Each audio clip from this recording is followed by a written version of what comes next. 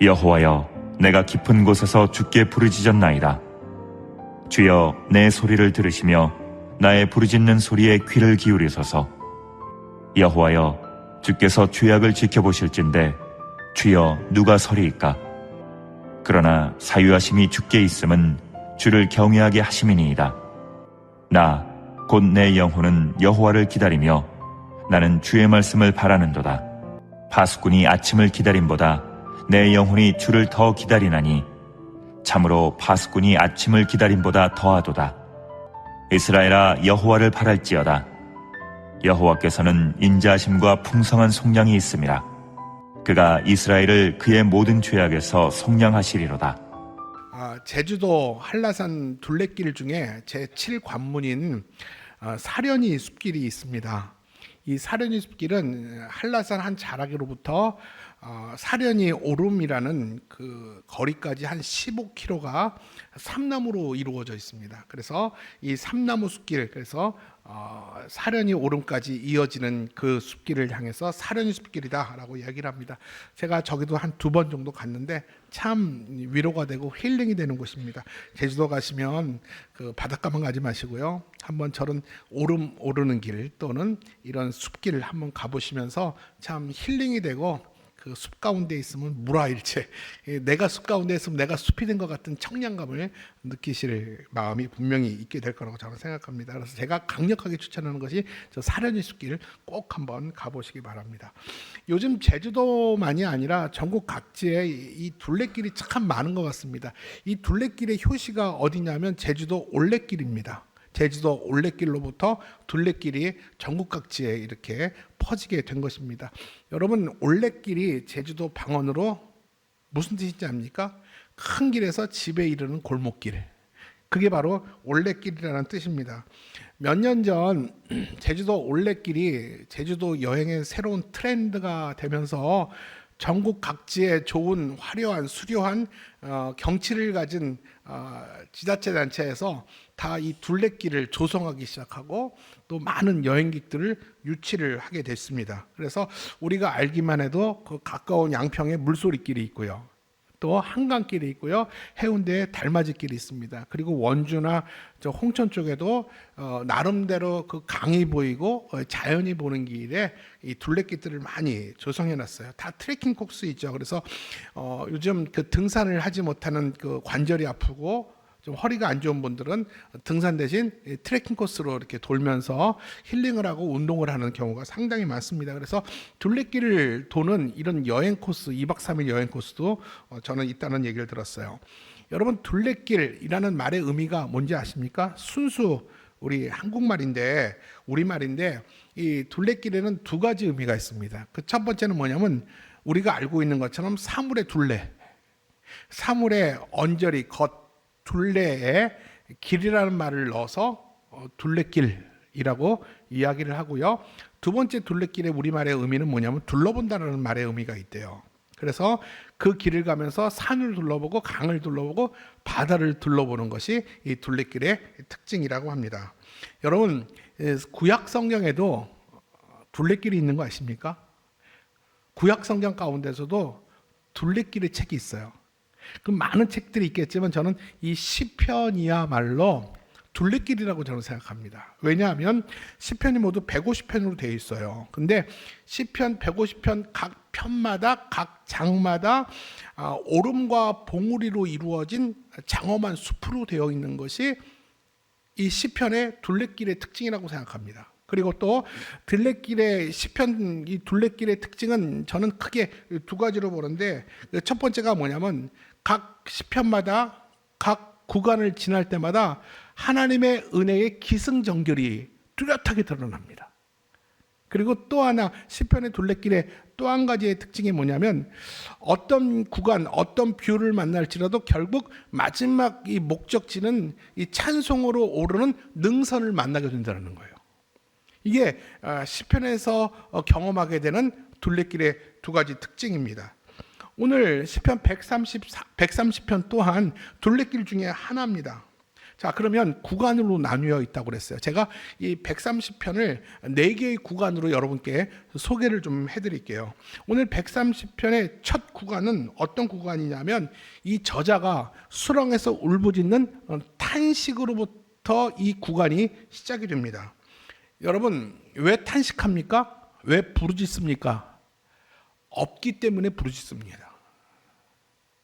빼앗겼기 때문에, 있어야 될 것이 마땅히 없기 때문에 부르짖게 되는 것입니다.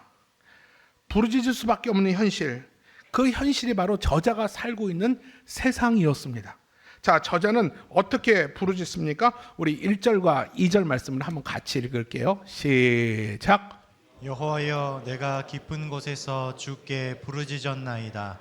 주여, 내 소리를 들으시며 나의 부르짖는 소리에 귀를 기울이소서. 자, 여러분 본문을 잘 보세요. 부르짖는다는 말이 몇 번 나옵니까? 2번 나옵니다. 어떻게 하셨어요? 어떻게 금방 찾으시네? 2번 나옵니다. 근데 이 부르짖다의 의미가 한국말로는 다 부르짖다라고 말하지만 이 구약의 당시 히브리어 원어적 의미는 다르게 되어 있어요. 이 첫 번째 내가 주께 부르짖었나이다 할 때는 이렇게 소리를 높여 부르짖는 행동을 의미하는 겁니다. 그리고 2절에 나의 부르짖는 소리에 귀를 기울여 달라고 말할 때 저때 부르짖는 것은 뭐냐면 부르짖는 행동 속에 담겨진 나의 간절함입니다. 결국 뭐예요? 같은 의미이기도 하죠. 간절한 부르짖음이라는 거예요. 나의 간절한 부르짖음을 주께서 들어달라고 오늘 저자는 하나님을 향해서 탄원을 합니다. 근데 여러분, 오늘 본문을 좀 더 깊이 봐야 될 것 같아요. 저자는 어디에서 하나님께 부르짖습니까? 자, 저를 보시면 답이 안 나와요.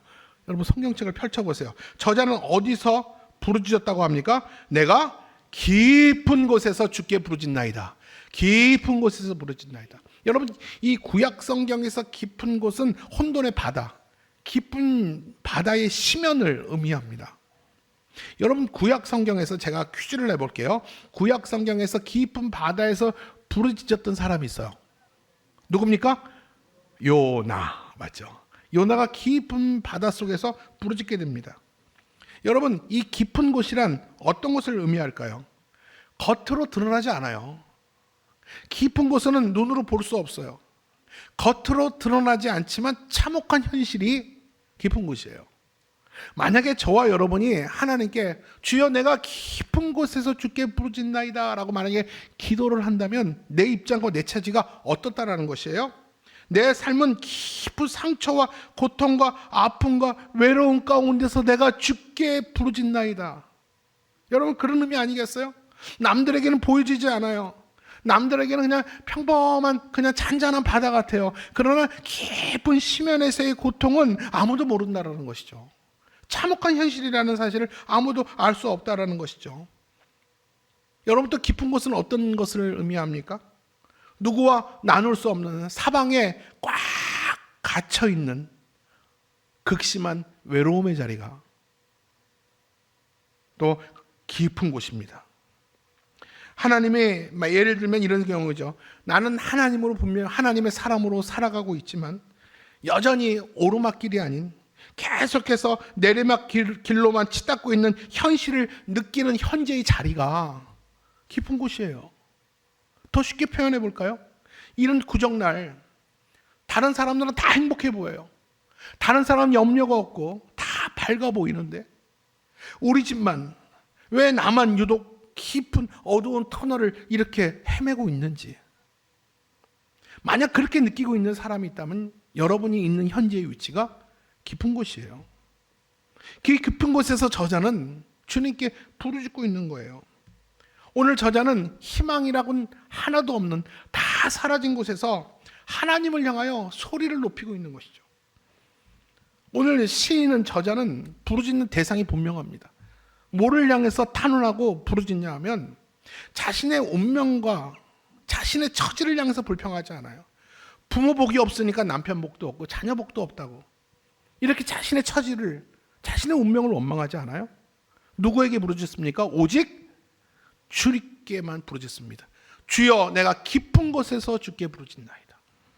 주께 부르짖었다고 그랬어요.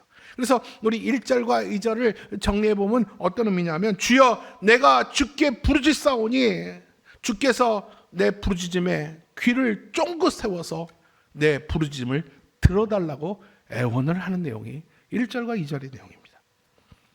여러분 역지사지로 한번 상황을 바꿔 생각해 볼게요.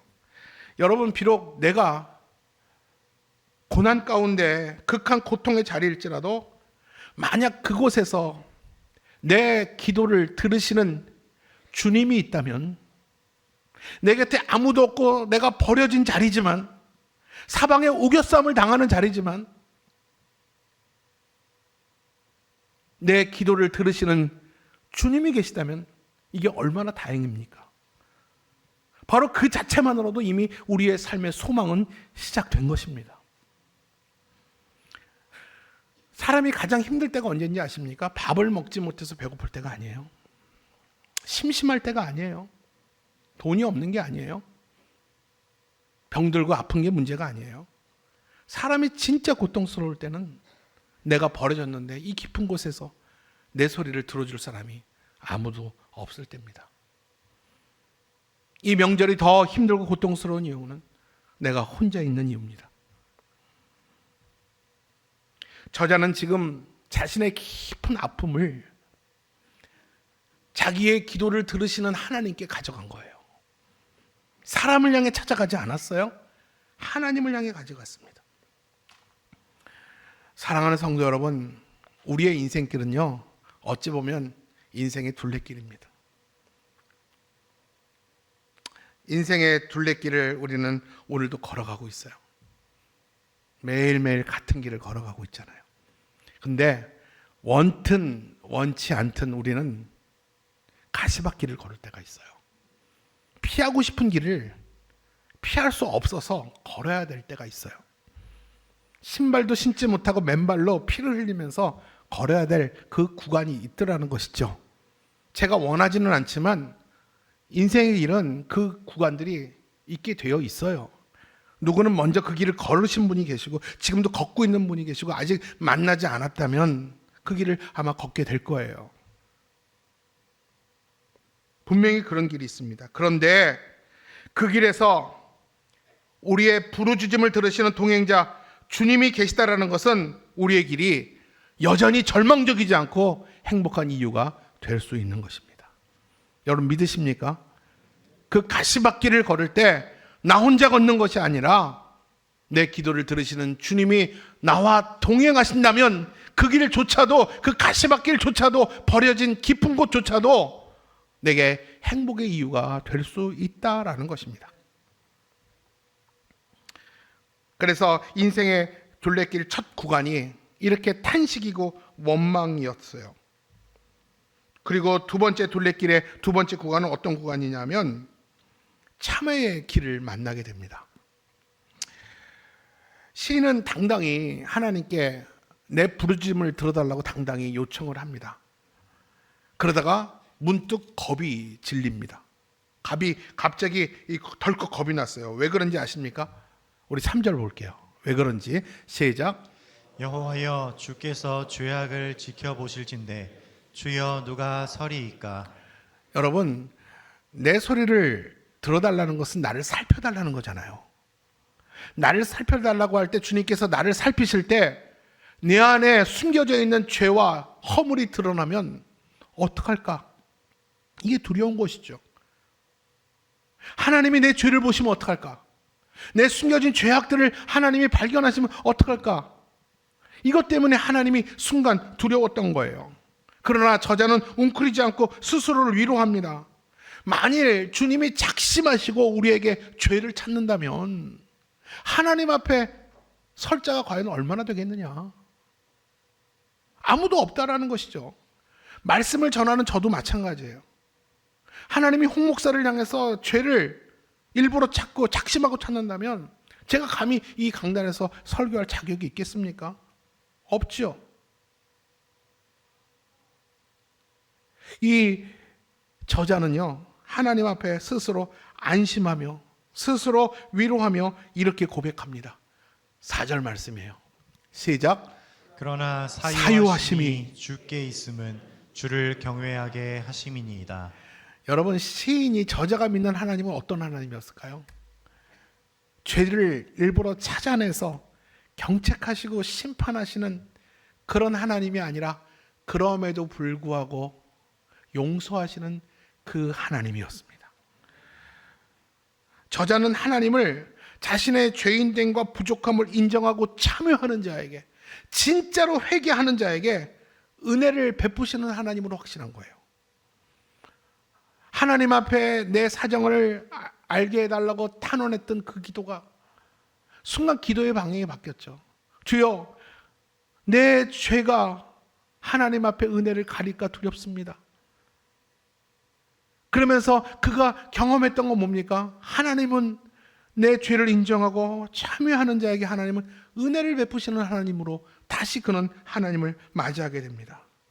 사랑하는 여러분, 나는 부족하지만 나를 향한 하나님의 은혜가 더 크실 줄로 믿습니다. 이 은혜가 여러분에게 있기를 주님의 이름으로 축복합니다. 여러분, 어거스틴 아십니까? 이 어거스틴은 임종 때에 오늘 이 130편 4절 말씀을 침상 위에 써놓고 나의 죄를 사유하신 주님께 있습니다.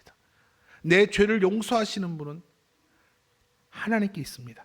이 말씀을 벽에 써놓고 날마다 읽고 암송하고 위로를 받았다고 합니다. 그리고 종교개혁자 마틴 루터는 이 4절의 말씀을 복음의 심장이라고 불렀어요. 이 말이 무슨 의미인지 아십니까? 왜냐하면 여러분, 참회와 용서의 말씀이 들리는 곳을 향해서 내가 순종하고 따라가다 보면 결국 만나는 것은 하나님의 전적인 은혜를 만나기 때문에 그렇습니다. 여러분, 참여하는 자에게 하나님의 은혜가 있습니다. 교만하여서 내가 죄인이 아니라고 여기는 자들에게 은혜가 없어요. 내 허물과 죄를 내가 겸손하게 인정하고 나는 주의 은혜가 필요하오니 은혜를 주옵소서, 은혜를 간구하는 자에게 하나님이 은혜를 주실 줄 믿습니다. 그렇기 때문에 여러분, 참회와 용서의 말씀이 들린다면 그 말씀 따라가십시오. 하나님의 전적인 은혜를 만나게 된다는 것이죠.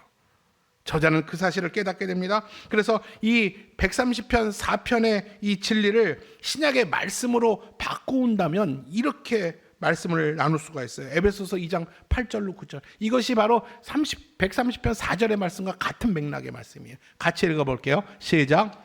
너희는 그 은혜에 의하여 믿음으로 말미암아 구원을 받았으니 이것은 너희에게서 난 것이 아니요 하나님의 선물이라.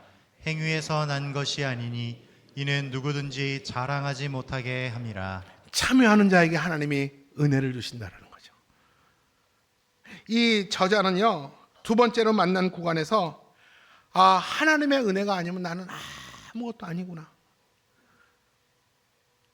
나는 하나님 앞에서 절대 무능한 자였구나 라는 사실을 그는 두 번째 구간에서 자신을 깨닫게 됩니다.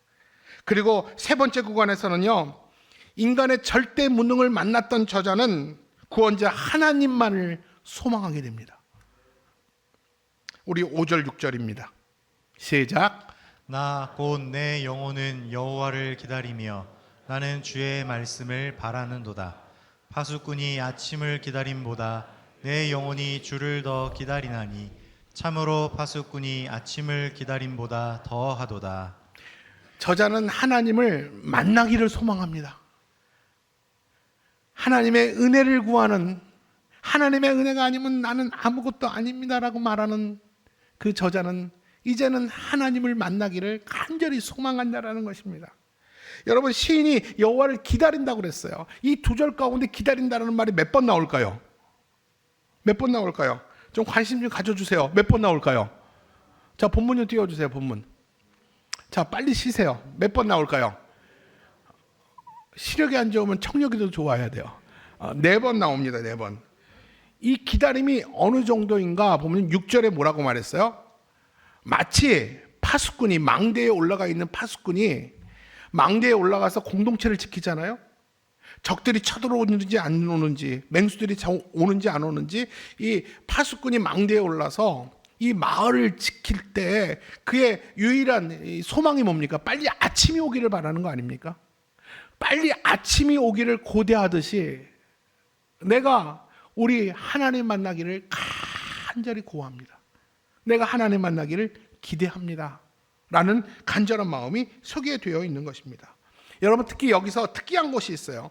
우리가 둘레길을 가다가 어느 구간에서 보이지 않았던 이쁜 꽃이 있으면 이게 무슨 꽃이지? 이게 무슨 나무지? 그리고 발걸음이 멈추듯이 우리가 세 번째 구간에서 특이한 점을 하나 발견하게 됩니다. 그 5절의 말씀이에요. 5절 말씀을 한번 볼까요? 제가 읽을게요. 나 곧 내 영혼은 여호와를 기다리고 그리고 나는 주의 말씀을 바라는도다. 여러분, 제가 약간 뉘앙스를 바꿔서 읽었는데 무슨 말인지 알겠어요? 다시 말할게요. 나는, 내 영혼은 여호와를 기다려요. 만나기를 소망 가운데 기다려요. 그렇지만 나는 그 대안으로, 방법으로, 구체적인 실천으로 말씀을 바라고 있다고 말합니다. 여러분, 이게 여호와 만나기를 고대하는 것과 같은 의미예요. 여러분, 기다린다라는 말은 말 그대로 여호와 만나기를 간절히 고대하고 있다라는 말이 기다린다라는 말이죠. 근데 여기서 말씀을 바란다. 이 말의 의미는 어떤 말이냐면 그 약속의 말씀이, 나를 만나시겠다라는 약속의 말씀이 이루어지기를 소망을 품고 기다린다라는 거예요. 말씀이 이루어지기를 소망을 품고 기다린다. 다시 말하면 여러분, 기다린다라는 것과 말씀을 바란다라는 것을 조금 이어서 설명해 보면 여호와를 기다림을 위한 구체적인 실천이 말씀을 바라라는 거예요. 내가 말씀을 바라고 있는 것이 여호와를 기다리는 실체적인 방법이라는 것이죠. 말씀을 바라고 말씀을 기대하고 있으면 여호와를 만나게 된다는 것이죠. 여러분, 만약 우리의 영혼이 하나님을 간절히 만나길 원한다면 방법이 있어요. 오늘 말씀을 좀 풀어드릴게요. 내가 여호와 만나기를 간절히 바란다면 방법이 하나 있다는 거예요. 그 말씀이 뭐냐면 우리가 말씀을 읽을 때마다, 오늘 이렇게 강단에 선포된 말씀이 들려질 때마다 소망을 품고 말씀이 내게 들어와서 뿌려지고 또 뿌리가 내려질 때까지 말씀의 자리를 떠나지 말라는 거예요. 내가 말씀을 들으면서 말씀을 바랄 때 여호와 임재가 내 안에 들어온다는 것이죠. 그래서 내가 여호와를 기다리며 말씀을 바란다고 저자는 이야기를 하고 있는 거예요. 여러분, 말씀이 내 안에 들어온다는 말의 의미가 뭔지 아십니까? 내가 말씀을 들을 때는 내가 찾아와서 말씀을 듣는 겁니다. 내가 억지로 졸지 않고 오늘 말씀을 뭐라고 하는지 내가 들어야겠다. 내가 의지로, 내가 결심으로 말씀이 들려지기 시작합니다. 근데 어느 순간 언제부터인가 어떤 변화가 있는지 아십니까? 들어온 말씀이 나를 살피게 됩니다. 내 정서를 읽게 됩니다. 나한테 말을 시킵니다. 그리고 말씀이 나를 읽어가십니다. 그리고 더 깊은 관계에, 어떤 관계냐면 말씀과 내가 하나 되는 관계 가운데 내가 이르게 돼요. 여러분, 이것이 여호와가 내 안에 임재한 겁니다. 여호와를 사모하며 기다리기를 원한다면 말씀을 바라라. 말씀을 통해서 여호와께서 우리 안에 찾아오셔서 내 마음과 내 정서를 읽으시고 나와 말을 거시고 나와 말씀이 하나 되는 과정을 경험하게 된다는 것이죠. 다시 말하면 처음에는 내가 사려니 숲길을 걷지만 언제부터인가 내가 사려니 숲에 하나 된 것처럼 하나가 되는 경험을 합니다. 제가 사려니 숲길에 가면요, 여러분 가보신 분 계실 거예요. 이 한라산의 둘레길을 대부분이 이 숲길 가운데 이 벤치들이 있어요. 이렇게 누울 수 있는 벤치입니다. 여러분 그런 벤치 알죠? 이렇게 누울 수 있는 벤치. 그런 벤치에 제가 갔던 기억이 한 4월 달인가 3월 달에 갔던 기억이 나는데 제가 이렇게 누웠어요. 누웠는데 조금 쌀쌀했어요.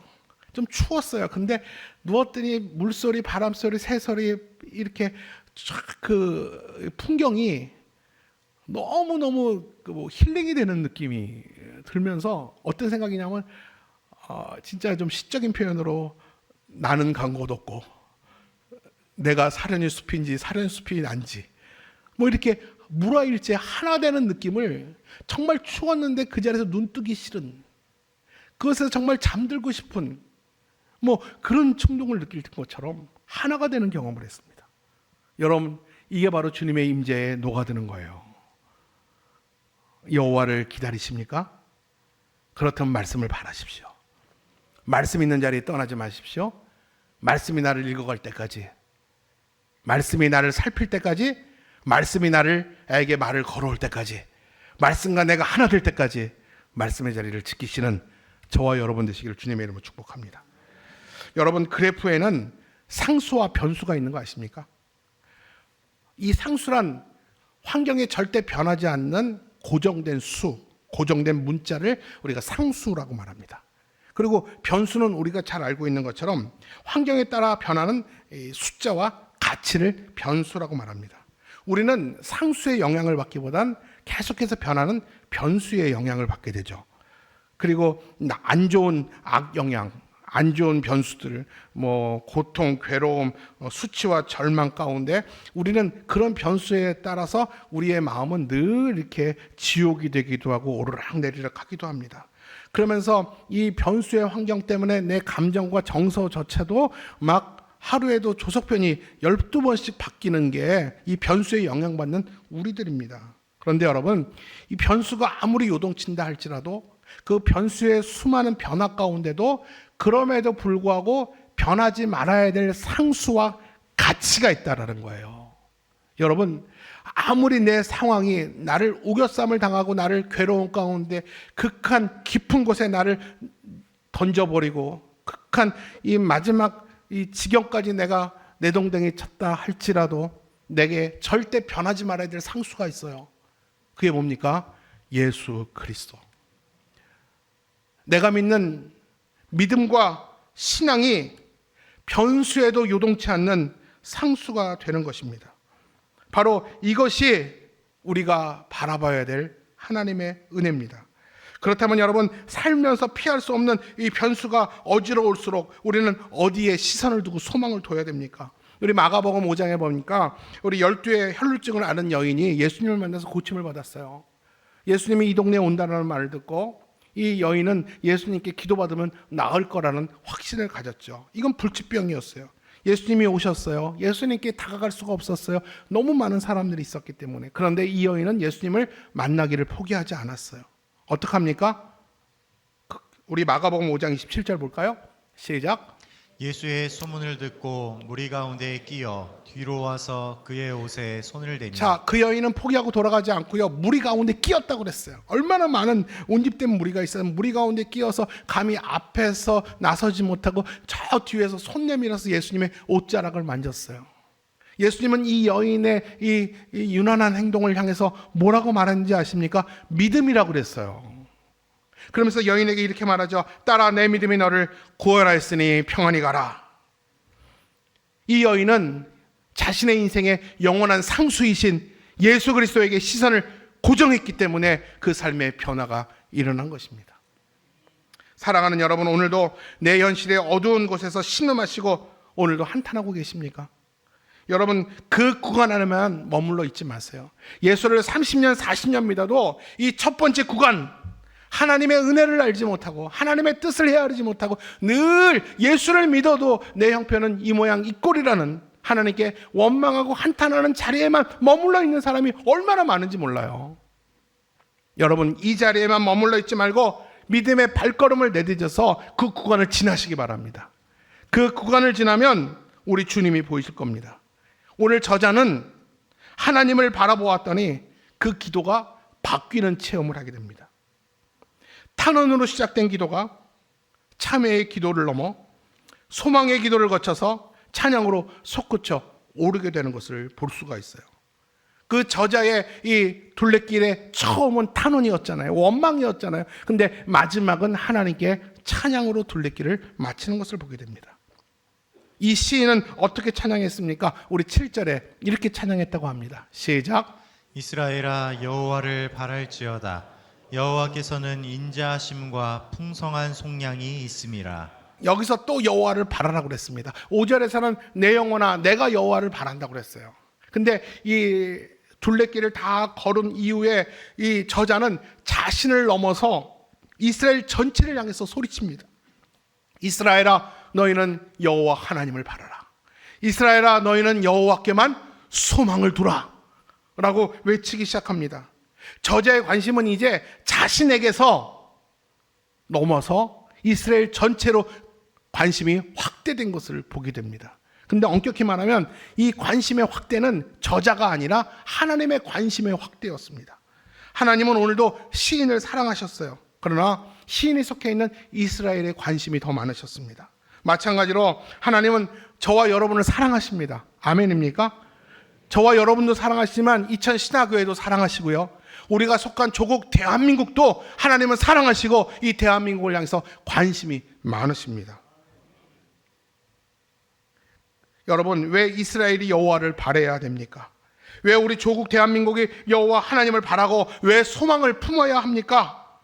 저자는 그 답을 이렇게 말하고 있어요. 8절 말씀이에요. 시작. 그가 이스라엘을 그의 모든 죄악에서 속량하시리로다. 왜 우리가 하나님을 찬양해야 됩니까? 하나님은 우리의 구원자이시기 때문에, 하나님이 조국 대한민국의 유일한 구원자시기 때문에 우리를 비롯해서 한국교회와 우리 대한민국은 하나님을 찬양해야 된다라는 것입니다. 우리는 구속의 은혜의 둘레길을 살아오면서 우리에게 신앙의 희노애락은 있습니다. 우리가 인생길을 둘러보면 항상 기쁜 일만 있지 않잖아요. 자녀 때문에 기뻐하기도 하고 자녀 때문에 슬퍼하기도 하고. 제가 들었던 자녀의 명언이 하나 있어요. 제가 여러분께 좀 소개를 할게요. 자녀는 3살까지 모든 효도는 다 안 돼요. 3살 넘으면 그때부터 자녀는 부모의 짐이래요. 여러분 공감이 되십니까? 아직까지 여러분들은 자녀가에게 소망을 품고 계시는 것 같은데, 여러분 자녀를 키우다 보면 인생의 희노애락을 다 경험하지 않습니까? 인생의 둘레길은요, 하나님이 우리에게 펼쳐주신 은혜의 이 구속의 길은요, 인생의 희노애락을 다 살아갑니다. 여러분 결국 우리가 믿어야 될 것은 2가지예요. 인생의 둘레길을 걸으면서 우리가 잊지 말아야 될 2가지. 첫째는 하나님의 궁극적인 선을 믿으십시오. 오늘 내가 가시밭길을 걷는다고 내 인생이 영원히 가시밭길에서 넘어지는 사람이 아니라는 것이죠. 하나님은 언젠간 자기 사랑하는 백성을 향해서 하나님은 가장 좋은 궁극적인 선을 준비해 가시고 결국 우리는 찬양의 능력으로 가는 능선을 밟게 될 거라는 그 확신을 여러분 가지시기 바랍니다. 2번째는 어떤 확신인지 아십니까? 하나님이 우리를 은혜로 속량해 주셨다는 이 확신입니다. 하나님이 나를 살려주셨습니다. 나를 살리신 하나님께서 오늘 이 둘레길에서 깊은 신음 가운데 있는 나를 하나님이 살려주실 겁니다. 이런 확신을 가지라는 것입니다. 여러분 그 감격에 겨워 찬송으로 하루하루를 살아가는 여러분들 되시기를 주님의 이름으로 축복합니다. 말씀을 정리하겠습니다. 어쩌면 우리 신앙의 길이란 하나님의 둘레길을 걸어가는 인생길입니다. 우리는 오늘 둘레길을 걸어가고 있는 거예요. 둘레길을 하염없이 걷다가 하나님이 부르시면 다 내려놓고 가는 게 우리 인생 아닙니까? 오늘도 예배를 마치면 대전으로 저는 또 장례를 인도하러 가야 됩니다. 갑작스러운 죽음 앞에 가족들이 모두 아연질색하며 허무해합니다. 여러분 인생은요 그냥 부르면 가는 겁니다. 둘레길을 걷다가 오늘 걷는 길을 내일 다시 못 걸을 수 있어요. 우리가 둘레길을 걸으면서 인생의 희노애락을 다 경험한다고 그랬잖아요. 어떤 길에서는 왜 하나님 나에게만 이러십니까? 왜 나만 이렇게 어렵습니까? 왜 내게는 고통이 그렇게 끊이지 않습니까? 내가 뭘 그렇게 잘못했습니까? 하나님께 부르짖고 탄식하고 원망하는 인생의 구간이 있어요. 있다니까요. 있어요. 그러다가 2번째 이 구간을 넘어가면 그 모든 문제들이 하나님 다 내 문제였군요.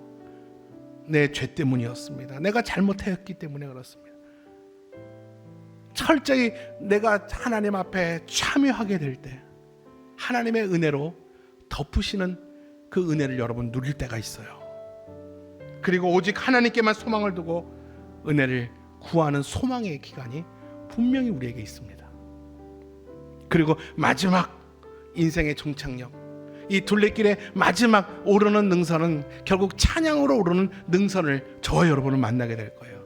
모든 것을 합력하여 선을 이루시는 하나님, 지난 모든 과거의 길, 그 가시밭길도 결국은 나에게 실패만 주고 아픔을 주는 길이 아니라 오늘 나를 나답게 만들기 위한 하나님의 선이었구나. 모든 것이 합력하여 하나님은 내게 선을 이루셨습니다. 그 하나님을 만나게 될 것입니다. 그래서 인생이 바로 이런 둘레길이 아닌가 라고 제가 이번 구정주간에 한번 묵상을 해봤습니다. 오늘 시인의 이런 찬양은 언제 사용했냐면 구약의 백성들이 성전에 오를 때 이 찬양을 부르면서 올랐어요. 그래서 표제를 보니까 130편 표제가 뭐라고 써 있습니까? 성전에 올라가는 노래. 구약의 백성들이 이 시편의 130편을 부르면서 그 하나님의 그 속성과 하나님의 은혜를 찬양하면서 불렀던 노래가 130편입니다. 사랑하는 성도 여러분, 삶이 예배입니다. 예배에 오르실 때마다, 예배에서 하나님의 말씀을 들으실 때마다, 하나님의 둘레길을 오늘도 걸으실 때마다 우리 삶에서 터져나오는 찬양이 여러분의 노래를 넘어 여러분의 무의식의 호흡이 되기를 주님의 이름으로 축원합니다. 오늘도 둘레길을 걸을 때 하나님의 궁극적인 선 믿으십시오. 하나님은 그 은혜로 말미암아 나를 속량하셨음을 믿으시고 오늘의 이 고난이 영원한 고난이 아니라 속히 지나가리라. 하나님의 은혜를 믿고 궁극적으로 나는 하나님께 찬송과 영광을 올려드릴 것이다.